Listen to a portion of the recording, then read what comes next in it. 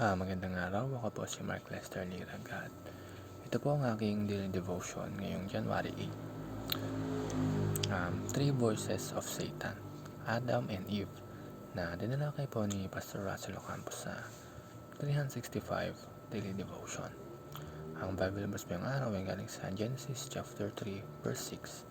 Sabi po ay, "And when the woman saw that the tree was good for food, and that it was pleasant to the eyes, and a tree to be desired to make one wise, she took of the fruit thereof, and did eat, and gave also unto her husband with her, and he did eat."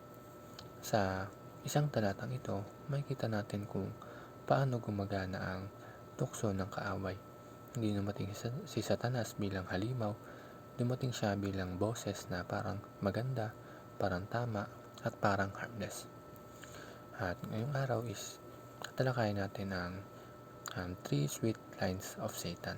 Ang una is the voice of the lust of the eyes. Sabi sa talata, "The woman saw that the tree was pleasant to the eyes." Dito nagsisimula ang tukso sa nakikita. Hindi agad kasalanan ng pagtingin, pero nagiging delikado kapag ang tingin ay nauuwi sa pagnanasa. Ipinapakita ni Satanas ang prutas bilang maganda, kaakit-akit at parang walang masama. Hanggang ngayon, ganito pa rin ang taktika ng kaaway. Pinapakita niya ang kasalanan bilang attractive, masarap, masaya at mukhang worth it. Pero hindi niya pinapakita ang consequences nito.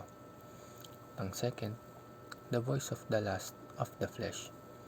Sabi sa talata, the tree was good for food. Ibig sabihin, tumugon ito sa physical desire, gusto ng katawan, masarap, nakakasatisfy. Ang problema, hindi lahat ng gusto ng katawan ay tama para sa kaluluwa. Maraming beses sinasabi ng kaaway, okay lang yan, deserve mo yan, isang beses lang naman. Pero ang lust of the flesh ay lagi naghahanap ng instant gratification. Walang pakialam sa long-term effect. Kapag hinayaan nating mamuno ang laman, nauna ang sarap bago ang pagsunod sa Diyos. At ang last, the voice of the pride of life. Sabi sa Bible verse, a tree to be desired to make one wise. Ito ang pinakamapanganib na boses, ang boses ng kayabangan. Ipinaniwala ni Satanas si Eve na magiging mas matalino siya, mas mataas, mas independent, parang hindi na niya kailangan ng Diyos. Ito ang boses na nagsasabing, kaya mo yan mag-isa, hindi mo kailangan ng Diyos, mas alam mo. Ang pride ay hindi lang tungkol sa yabang, ito ay pagtanggal sa Diyos bilang otoridad sa buhay natin.